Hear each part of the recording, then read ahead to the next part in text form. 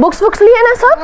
हाँ याद से, और ठीक से मस्ती मत करना ज्यादा. हाँ आई मी याला शाळेत ठेवून येते. हाँ मेघा ऐक माझं, इतना सोना पहन के मत जा.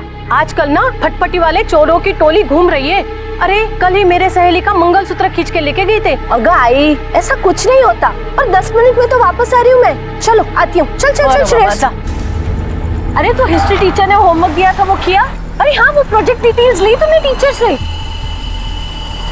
काय है बरोबर नहीं देना वहाँ.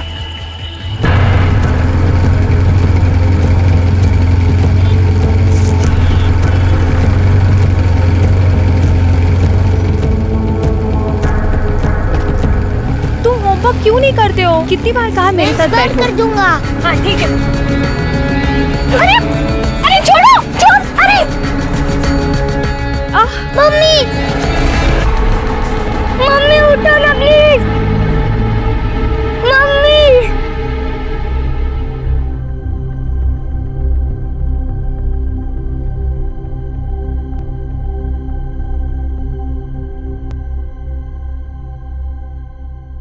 क्या उस गाड़ी का नंबर याद है आपको? ठीक है, फिलहाल तो आप जाइए. अगर जरूरत पड़ी तो हम आपको बुला लेंगे. शिरके, पिछले महीने भर में ये 10वां केस है. एसपी साहब का 2 बार कॉल आ चुका है. जितने भी हिस्ट्री शीटर्स है ना, सबको उठा लो. माफ करा साहब, मुझे लगता है ये कोई नए लोग हैं. रेगुलर चेंज नेचर से भी ज्यादा खतरनाक. उस औरत का जबड़ा टूट गया है. मतलब ये लोग पैसों के लिए जान भी ले सकते हैं. खतरनाक है मान लिया, लेकिन नए है ये कैसे? साहब मेरे पिछले 40 साल की सर्विस में मैंने हमेशा देखा है, ये चेंज नेचर है. ये चुराई हुई बाइक से ही चोरी करते हैं. और हाँ सर, पिछले 20 दिनों में किसी भी बाइक चोरी की कोई भी केस कोई भी पुलिस स्टेशन में दर्ज नहीं हुई है. अगर ये कोई नया गैंग बना रहे तो उन्हें पुराना होने से पहले दबाना पड़ेगा. अलीबाग महाराष्ट्र का एक लोकप्रिय टूरिस्ट डेस्टिनेशन, लेकिन ऐसे शांत शहर में दिन दहाड़े लोगों को लूटा जा रहा था. लेकिन हेलमेट की आड़ में लोगों को लूटने वाले ये क्रिमिनल्स आखिर थे कौन? ना किसी ने उनके चेहरे देखे थे और ना ही किसी पुलिस रिकॉर्ड में उनके नाम दर्ज थे. तो क्या ये कोई पुराना गैंग था जो फिर से अपने पर फैला रहा था, या किसी नए गैंग का जन्म होने जा रहा था? बिना चेहरे के इन क्रिमिनल्स को पकड़ना पुलिस के लिए एक चुनौती बन गई थी. लेकिन ये तो सिर्फ एक शुरुआत थी. किसी को अंदाजा भी नहीं था कि ये छोटे छोटे दिखने वाले क्राइम आगे चलकर एक बहुत बड़े और बेहद खौफनाक क्राइम को जन्म देने वाले थे. एक ऐसा क्राइम जो अलीबाग शहर के इतिहास में अपना नाम खून से लिखने वाला था.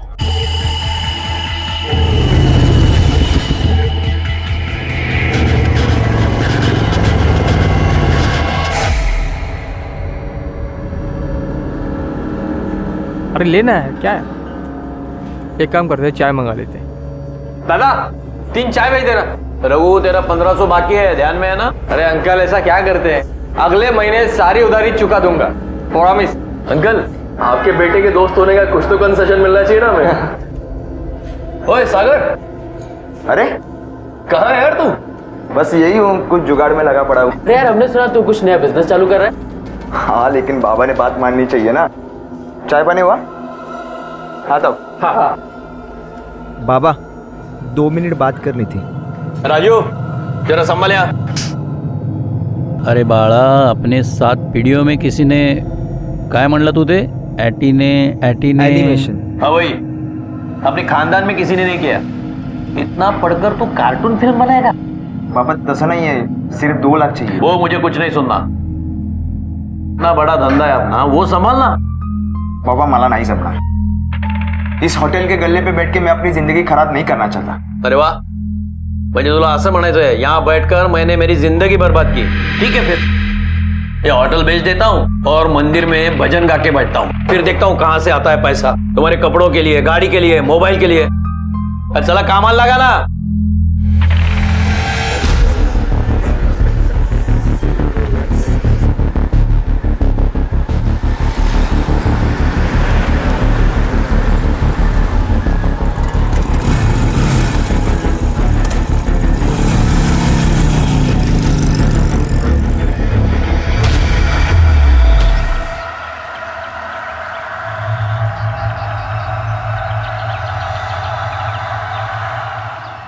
हेलो आई.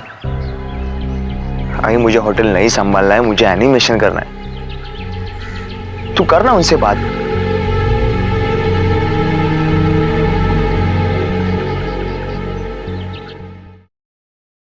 हाँ हाँ ठीक है। अच्छा, अगर उसकी कोई खबर मिले या उसका फोन आया तो मुझे बता देना। हाँ बेटा, थैंक यू थैंक यू। अरे देवा, अब कहाँ ढूंढेंगे इसे? गुस्से में पता नहीं कहाँ चला गया। आप भी ना थोड़े पैसे दे भी देते तो क्या हो जाता। अनुराधा, मी काय त्याचा दुश्मन है का? और क्या गलत काम मैंने? घर का धंधा संभालने को कहा। मेरे दादाजी ने पकोड़े के स्टॉल से धंधा शुरू किया, इतनी मेहनत से मैंने इतना बड़ा होटल बनाया। लेकिन वो कुछ अलग करना चाहता है। हाँ वो ठीक है, लेकिन इसका मतलब ये तो नहीं कि जरा सी बात पर घर छोड़ के चला जाए। वो मैं कुछ नहीं जानती, आप उसे ढूंढ लाइए। पता नहीं कहाँ होगा मेरा बेटा। Hello hello mister Desai. हाँ हाँ बोल रहा हूँ। आपकी आवाज सुनाई नहीं दे रही। Your son is with us. कहाँ है वो?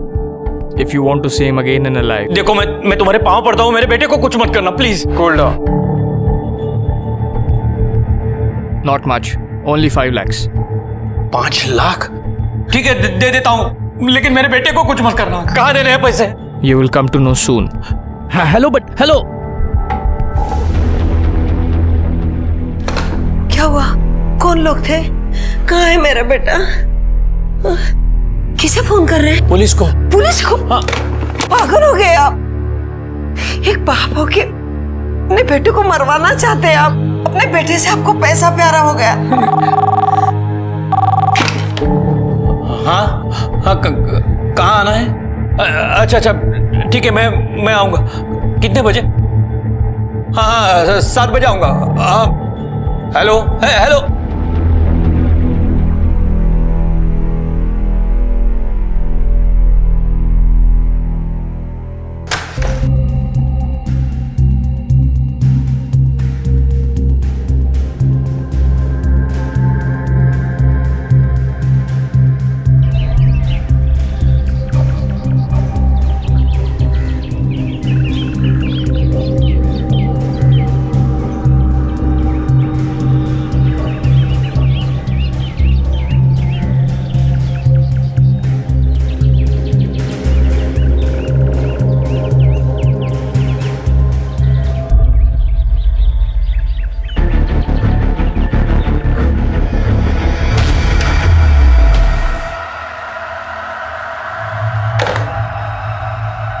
अंकल, इतना सब कुछ हो गया और आपने हमें बताया भी नहीं। ऐसे टाइम पे तो इस हाथ ले इस हाथ दे होना चाहिए। उन्होंने कहा पैसे वहां रख दो, सागर को छोड़ देंगे, और आपने मान लिया।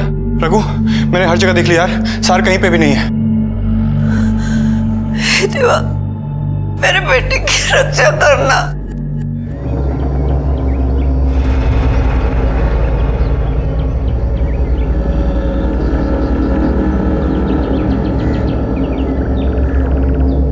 कदम। हाँ साहब। इस फंदे के अलावा बॉडी पर कहीं मारपीट या जख्मी के निशान तो नहीं है? साहब ये रस्सी भी देखो, इसकी गांठ नॉर्मल नहीं है, ये कुछ अलग लगती है। बॉडी के साथ और कुछ मिला? हाँ मिला। ये बाइक की चाबी जो उसी बाइक की थी, कुछ पैसे, और ये उसका कॉलेज का आई कार्ड। सागर जगदीश देसाई। जगदीश देसाई, ये नाम सुना हुआ है कदम। और एसटी स्टैंड के बाजू में जीवो होटल है ना, उसके मालिक है। मिस्टर देसाई, आपके दुख का हमें अंदाजा है, लेकिन अगर किडनैपिंग के तुरंत बाद अगर आप हमें बताते तो शायद हम कुछ कर पाते। मैं वही करने वाला था, लेकिन बीवी के बातों में आ गया। गलती कर दी मैंने, बहुत बड़ी गलती। संभालो इनको। जैन सर। हाँ शिरके बोलो। सर पीएम रिपोर्ट आ चुकी है और उसके मुताबिक 29 तारीख को शाम को 4 बजे सागर की मौत हुई और उसी रात 12 बजे किडनैपर ने फोन किया था। इसका मतलब है किडनैपर ने सागर को मारने के बाद पैसे मांगने के लिए फोन किया था। ये क्रिमिनल्स किडनैपर नहीं है, इन्हें मजा आता है लोगों की जान लेने में। इसने फोन कहाँ से किया था? सर पेंट से। और एक बात सर, सागर का मोबाइल होटल के एक गमले में मिला है। इसका मतलब है सागर ने उस जगह से कॉल किया, फिर होटल आया, उसके बाद क्रिमिनल्स उसे वापस मर्डर स्पॉट पे ले गए।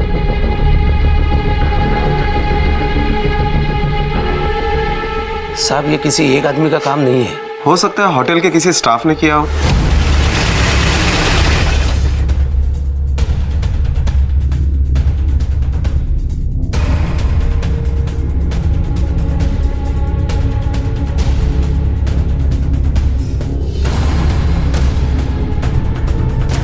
सर हमने मिस्टर देसाई के होटल स्टाफ की इंक्वायरी की। इंपॉर्टेंट बात तो यह है सर कि मिस्टर देसाई ने अपने स्टेटमेंट में कहा है कि किडनैपर इंग्लिश में बात करता है और मिस्टर देसाई के स्टाफ में इंग्लिश तो बोलना किसी को आता ही नहीं है।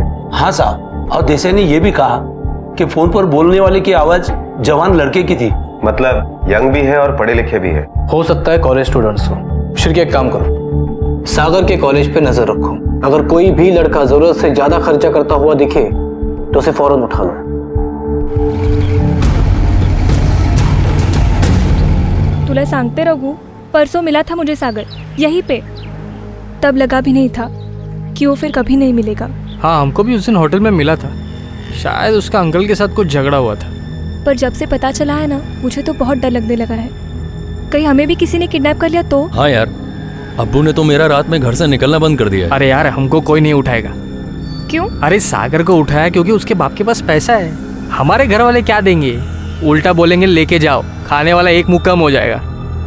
कुछ भी। हाँ चलो, समय लेक्चर तो अटेंड कर लेते हैं। चलो।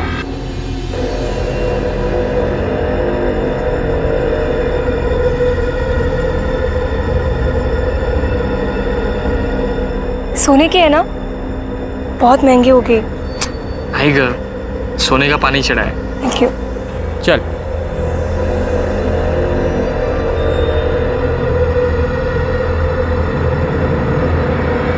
सागर की किडनैपिंग और कत्ल को लगभग 1 महीना बीत चुका था, लेकिन पुलिस की लाख कोशिशों के बावजूद भी उनके हाथ कोई पुख्ता सबूत नहीं लगे थे। सागर देसाई के कातिल आज भी खुलेआम शहर में घूम रहे थे और इसी बीच इस केस में एक बड़ा बदलाव आया। इस केस की तहकीकात कर रहे पुलिस इंस्पेक्टर वाघ को क्राइम ब्रांच शिफ्ट कर दिया गया, लेकिन कांस्टेबल कदम इस केस के हर मोड़ को जानते थे। वो आज भी उन क्रिमिनल्स के पैटर्न को समझने की कोशिश कर रहे थे और उन्हें पूरा विश्वास था कि एक न एक दिन वो उन क्रिमिनल्स के हाथों में हथकड़ियां जरूर पहनाएंगे। जब पुलिस पर भरोसा रखना था, नहीं रखा। अब बेटा खो दिया। मैं समझ सकता हूँ आपका दर्द। देसाई साहब आमच्यावर विश्वास ठेवा। अब उन्हें लगता होगा कि उनका जुर्म हजम हो गया। चुराए हुए पैसे भी खर्च किए होंगे। अब वो जरूर कुछ न कुछ कांड करने की कोशिश करेंगे, क्योंकि उनके मुंह में खून लग चुका है।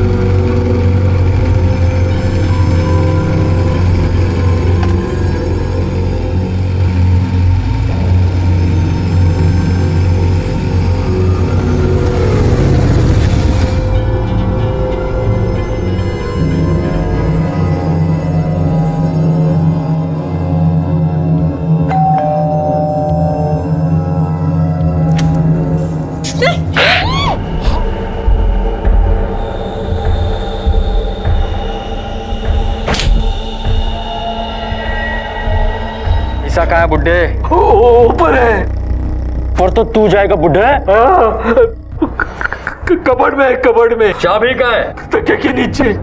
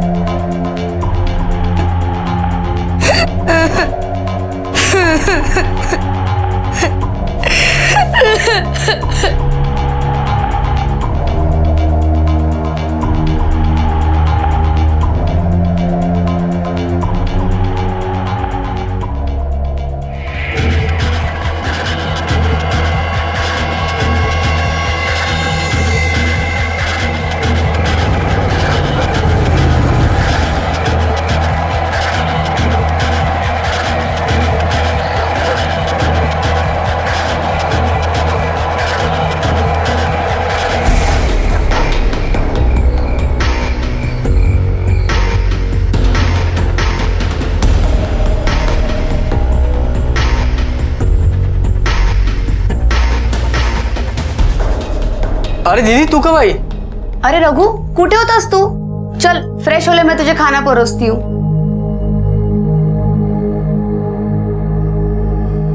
कौशिक, शाम से तेरा इंतजार कर रहे हो, किधर घूमते रहता है? तो कुछ काम था बाबा.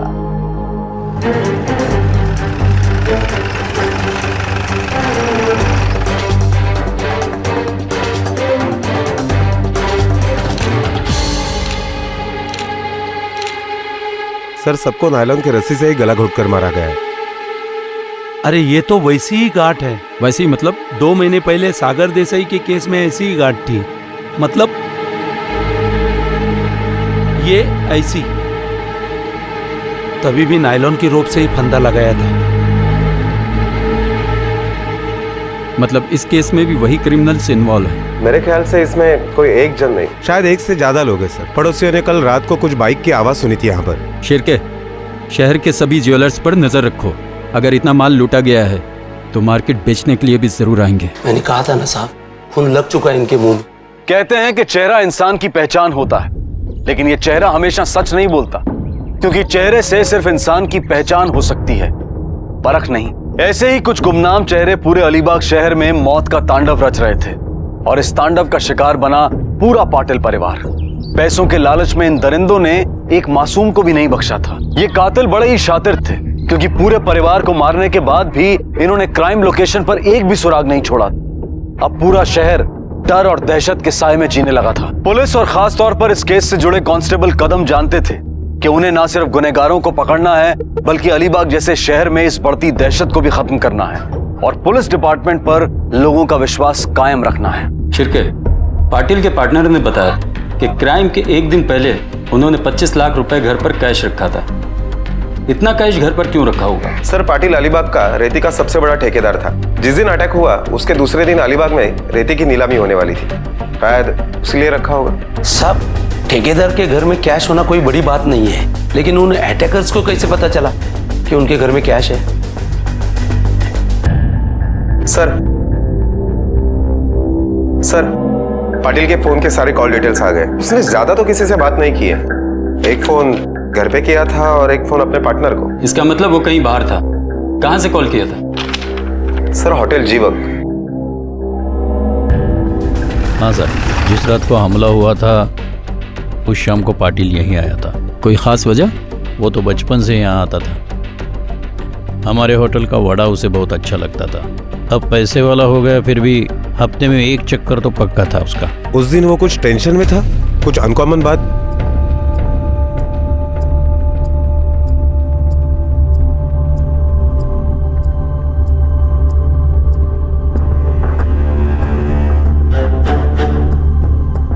घड़ी अच्छी पहनी है, महंगी होगी ना? अरे नहीं सर, ओरिजिनल नहीं है. मेरे बेटे के लिए मुझे ऐसी ही घड़ी खरीदनी है. कितने में खरीदी? यही कोई 2000 में होगी. कहाँ से खरीदी? वो मार्केट में है ना अपना राधिका वॉच. साहब काय झालं? क्या सर, क्यों हमें झंझट में फंसा रहे हो? जाओ ना, असली मुजरिम पकड़ो ना. ए, क्या बोला तू? है, चल तुझे दिखाता हूँ पुलिस क्या करती है. शिरके, गया हला. साल लेकिन मैंने क्या किया है? उनकी वर्दी की ना सही, कम से कम उनकी उम्र की तो इज्जत की होती. यही सिखाया तेरे माँ बाप ने तुझे? सब जाने दो ना, बच्चे हैं. मैं जानता हूँ इनको, गलती हो गई. मोहन, माफी मांग साहब से. I am sorry. हाँ सॉरी साहब, सॉरी साहब. बैठ जा. सॉरी साहब. बैठ तू, बैठ.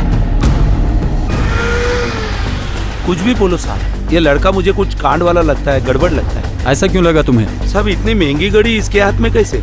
हाँ सर, कदम बात सही कह रहे हैं. ये लड़के तो सारे गरीब घर के, और इतनी महंगी घड़ी इनके पास. और साहब, हो सकता है पाटिल जब फोन पर ठेके के बारे में बात करता हो, उस लड़के ने सुन लिया हो सकता है.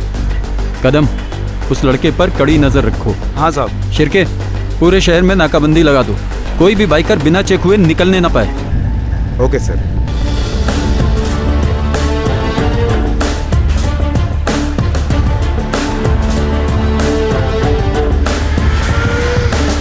अभी ये कहना जरूरी है? हाँ यार, पुलिस बहुत पीछे पड़ी हुई है. देखो, गेम अभी बजाने में मजा है. और पकड़े गए तो? आज तक पकड़े गए क्या? पर रघु तो इतने श्योरिटी चुप बैठ. अगर खुद बलि का बकरा बनेंगे ना तो कसाई मुंडी काटने ही वाला है। 1000 बार समझाए इस मोहन को, ब्रांडेड घड़ी, ये ब्रांडेड कपड़े, ये सब कुछ दिखने में आता है, पर नहीं, मेरी बात कौन मानेगा। लेकिन कुछ नहीं, अगला कांड होगा। और मोहन तू इस बार थोड़ा साइड में ही रहेगा। क्यों? पुलिस को शक हो गया तेरे पे, और बुट्टा हवलदार तेरे पीछे पड़ा है।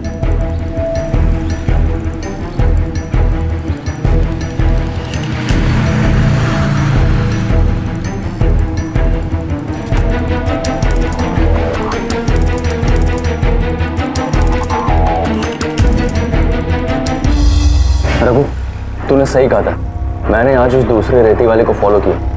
नहीं, टेंशन नहीं कैसे सर। हाँ, पैसों का बंदोबस्त हो गया है। अरे कैश है बाबा, कल शाम को आकर देकर जाऊंगा। नहीं, अभी पाटिल नहीं है तो इस बार कॉन्ट्रैक्ट मेरी ही कंपनी को मिलना चाहिए।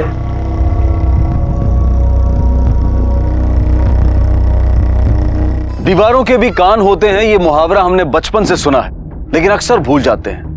परिणाम भुगतने से बेहतर है सतर्क रहना।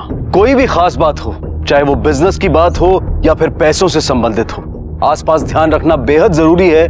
पता नहीं कौन शख्स आपके आसपास खड़ा हो और आपकी बातें सुन रहा हो। महात्रे के साथ भी यही हुआ। उसे लगा कि पाटिल की मौत के बाद पाटिल के सारे कॉन्ट्रैक्ट उसे मिल जाएंगे, लेकिन उसकी बात सादिक तक पहुंची और सादिक ने वो बात रघु तक पहुंचाई। तो क्या महात्रे का हश्र भी वही होने वाला था जो पाटिल का हुआ था? रघु और उसके गैंग ने महात्रे के घर पर नजर रखना शुरू किया, लेकिन महात्रे और उसके परिवार को भनक तक नहीं थी कि मौत उनके दरवाजे पर आकर खड़ी थी।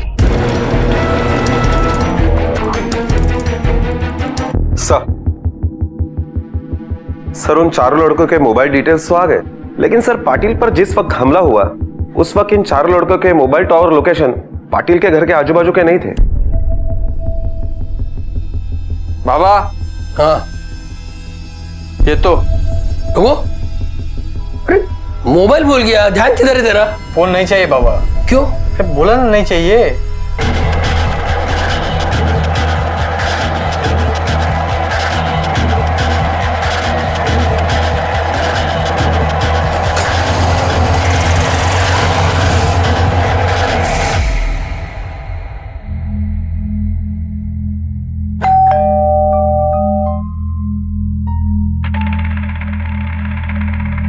अहो जरा बघा ना कोण आले बाहेर.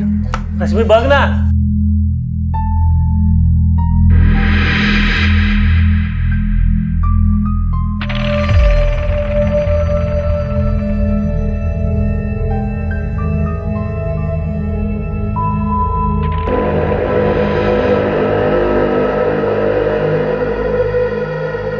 जी, आप कौन? Actually we are college students. हम लोग एक टीवी चैनल की तरफ से रिसर्च करने आए. कैन वी प्लीज कम इन? बाबा देखो ना कौन आया है.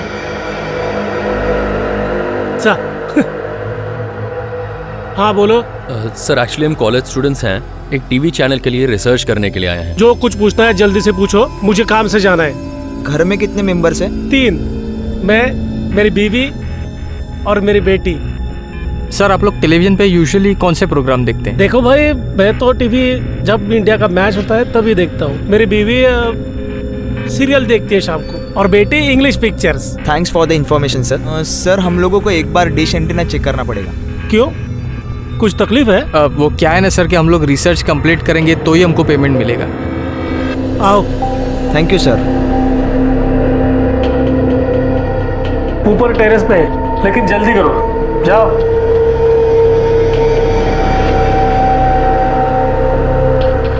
काय करतेस? चहा टाक ना. हाँ टाकते.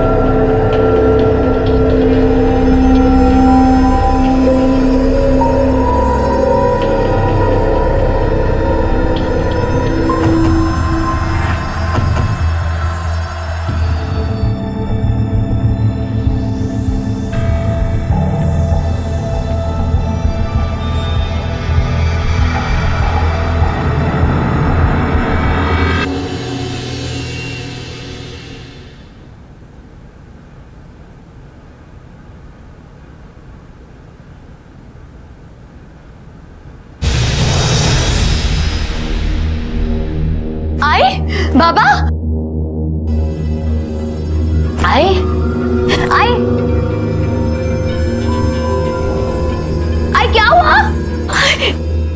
बाबा बाबा बाबा बाबा उठो, बाबा उठो।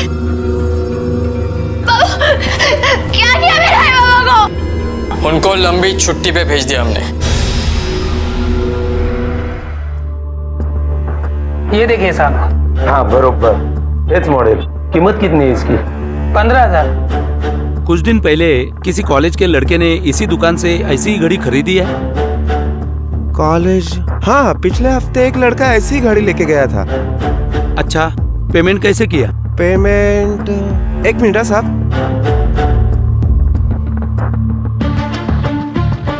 कैश में किया था साहब। Thank you.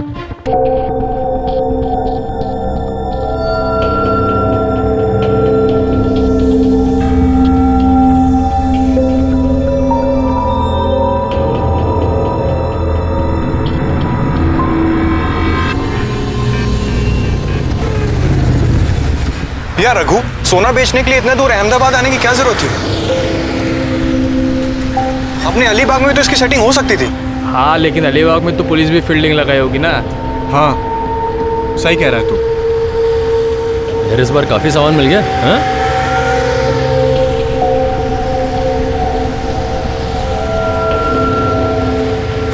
भाभी के लिए? हाँ? यार रघु, तू जानता है कि ये सुनील, मेरे हिस्से में से काट लेना। दहशत, आखिर क्या होती है दहशत? डर मरने का, मारे जाने का। पूरा अलीबाग शहर इसी दहशत के साए में जी रहा था। दिन दहाड़े घर में घुसकर पूरे के पूरे परिवार की हत्या की जाती है, लेकिन पड़ोसियों को भनक तक नहीं लगती। क्या हम अपने आप में इतने ज्यादा उलझे हुए हैं, या फिर एक आम आदमी का नकाब ओढ़कर हम तब तक रिएक्ट नहीं करते हैं जब तक गुनाह हमारी दहलीज तक नहीं आ पहुंचता? अलीबाग की जनता अब रास्ते पर उतर आई थी। पुलिस के खिलाफ नारेबाजी शुरू हो गई थी। लोगों को लग रहा था कि पुलिस हार चुकी है, लेकिन कदम ने उम्मीद नहीं छोड़ी थी। मुजरिम होशियार जरूर थे, लेकिन कांस्टेबल कदम का अनुभव उनकी होशियारी से कई गुना ज्यादा था।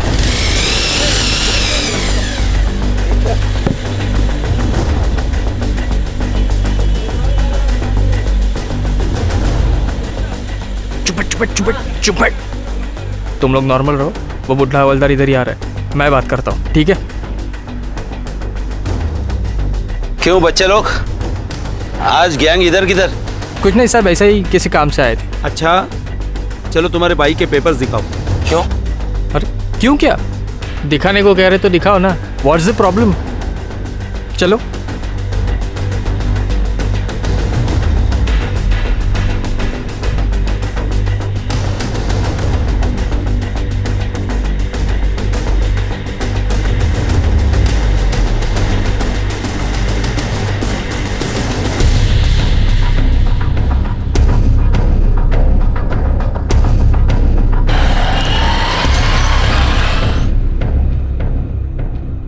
फिर मिला कुछ उनके पास? साहब मिला तो कुछ नहीं, लेकिन मुझे पूरा यकीन है ये लड़के कुछ ना कुछ जुगाड़ में है। उनके हर मोमेंट पर नजर रख।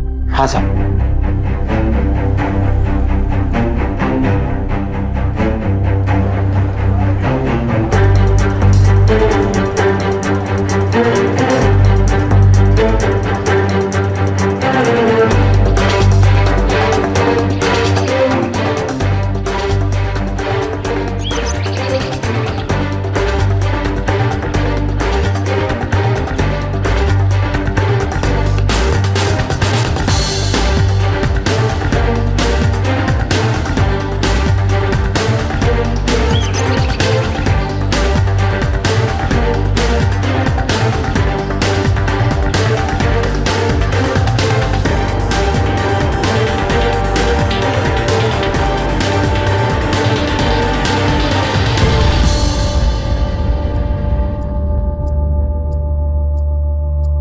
जानती हो ये सब कहाँ से लाया था?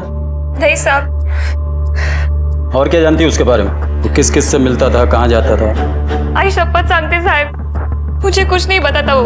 अब तुम भी उसे कुछ मत बताना कि हमने तुम्हें बुलाया था, ये गहने कुछ नहीं है। और बताया तो तुझे अंदर करना पड़ेगा।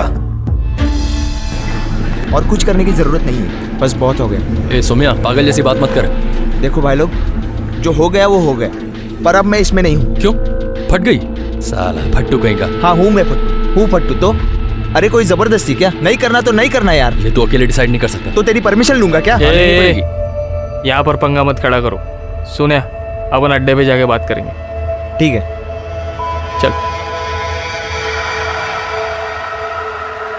इसको वहां जाके देखते हैं। चल।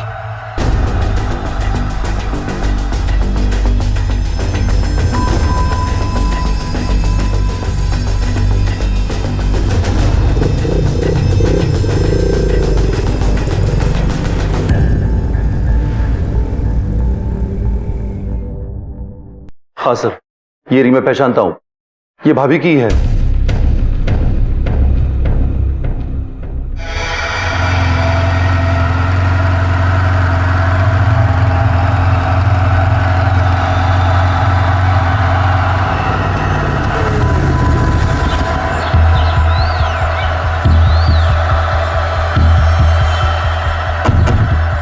क्या करेगा तू? देख रघु, मुझे कोई लफड़ा नहीं करना है, बस नहीं करना तुम लोग के साथ काम, बस।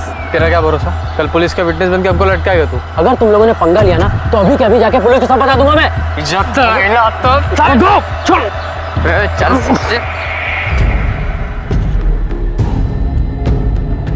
सर, कदम का फोन आया था, कुछ लफड़ा हुआ है, राम मंदिर रोड पे बुलाया है।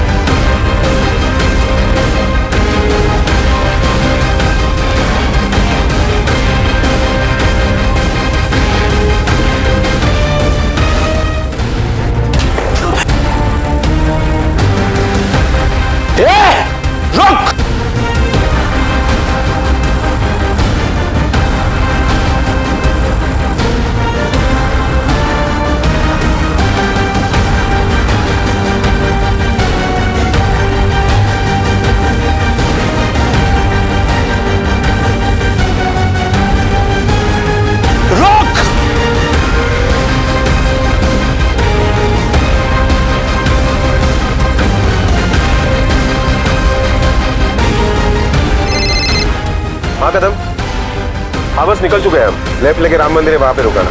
रोक!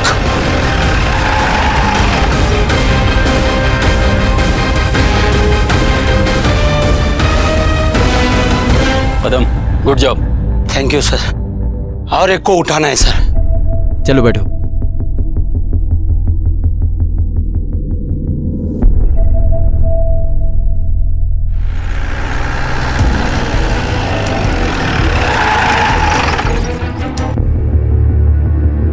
मैंने तो तुम्हें पैसे भी दिए थे, फिर क्यों मारा मेरे बेटे को?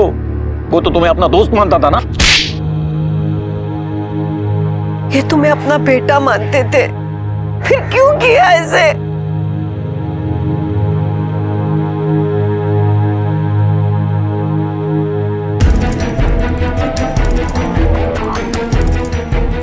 शहर छोड़ के भाग रहा था, एसटी स्टैंड से उठा है। क्यों किया ये सब? पैसों के लिए हैं? पैसे तो थे, ज्यादा चाहिए थे और जल्दी चाहिए थे।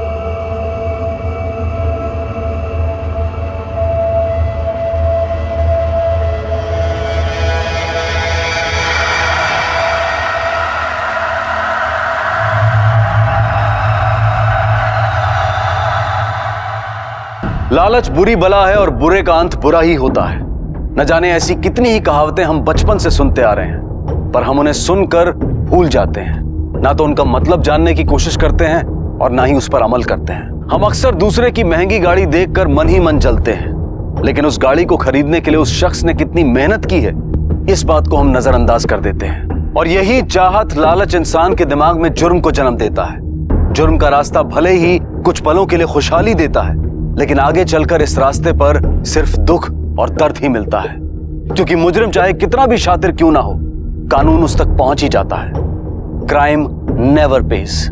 इस केस में कांस्टेबल कदम ने अपनी होशियारी और बहादुरी दिखाई।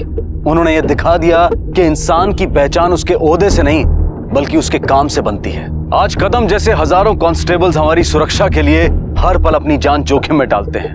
उन्हें क्राइम पेट्रोल का सलाम है। अब मैं अनूप सोनी आपसे विदा लेता हूं। फिर मुलाकात होगी अगले एपिसोड में और खुलासा करेंगे एक और जुर्म का।